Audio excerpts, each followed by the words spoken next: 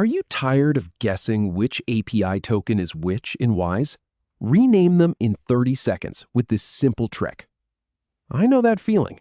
You log into your Wise account, you need a specific API key for a project or an integration, and you're staring at a list of tokens all named something like API token 1, API token 2, and API token 3.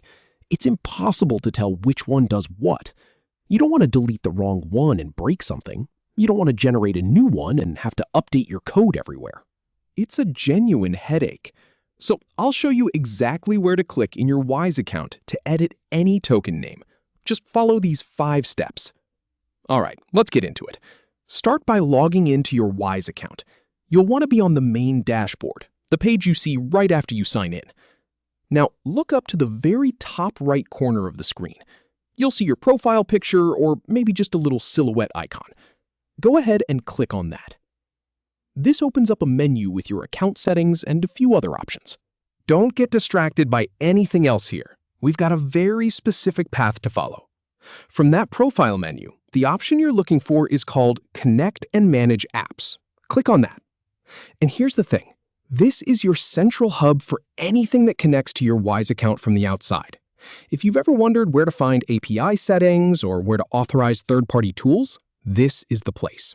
Bookmark this page in your mind. Now, on this new page, you'll see a few sections. It might show you connected apps, maybe some other integrations. But what we need is right here on the left-hand side, or sometimes listed as a tab. You want to find and click on API tokens. This is the main list of all the tokens you've ever created, and this is exactly where the pain point lives. You'll see them all lined up. They probably have names that don't tell you anything useful. I've been here myself, and it's frustrating. So, locate the specific token you want to rename. The one you're not quite sure about, or the one you know is for testing, or the one for your live production system. Next to each token, you should see a few action icons. Look for the one that looks like a little pencil, or maybe it just says Edit. Click on that Edit icon. This might take a moment to process, but usually it opens up directly into an editable field. And here's where the magic happens. You can now change the name. This is your chance to make your life easier. Instead of API token 1, type something descriptive.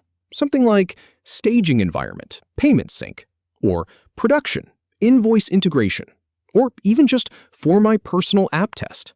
The exact name doesn't matter, as long as it makes sense to you. Once you've typed out your new descriptive name, make sure you save the change. There's usually a blue save button or a check mark. Click that. And that's it. Seriously, in just a few seconds, you've gone from having a confusing list of generic tokens to having a perfectly organized, clearly labeled list.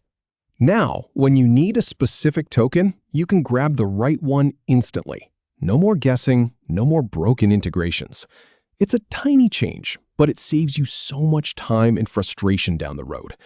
Go ahead and rename the rest of your tokens while you're at it. You'll thank yourself later.